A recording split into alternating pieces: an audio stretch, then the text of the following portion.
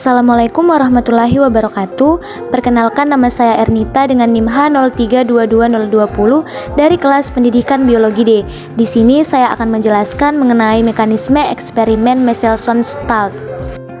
Eksperimen Michelson-Stalt adalah percobaan yang dilakukan oleh Matthew Michelson dan Franklin Stalt pada tahun 1958 untuk memahami bagaimana DNA bereplikasi. Eksperimen ini dirancang untuk membuktikan salah satu dari 3 model replikasi DNA yang diusulkan pada saat itu, yaitu konservatif, semi-konservatif, atau dispersif.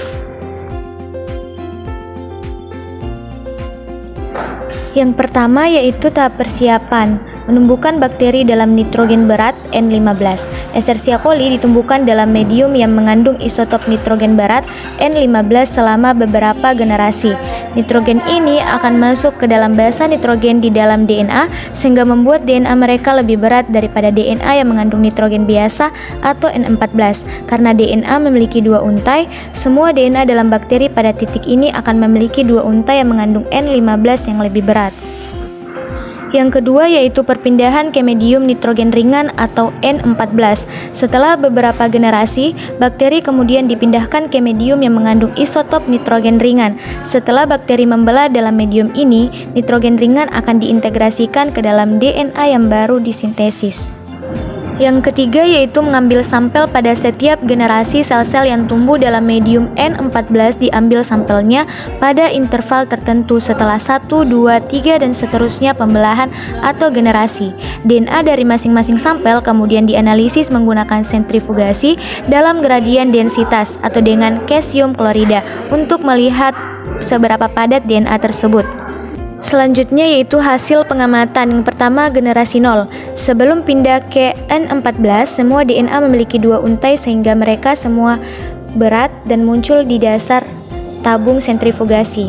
Generasi pertama, setelah 1 pembelahan di N14, semua DNA yang baru disintesis memiliki 1 untai tua atau N15 dan 1 untai baru atau N14 yang disebut DNA hibrida.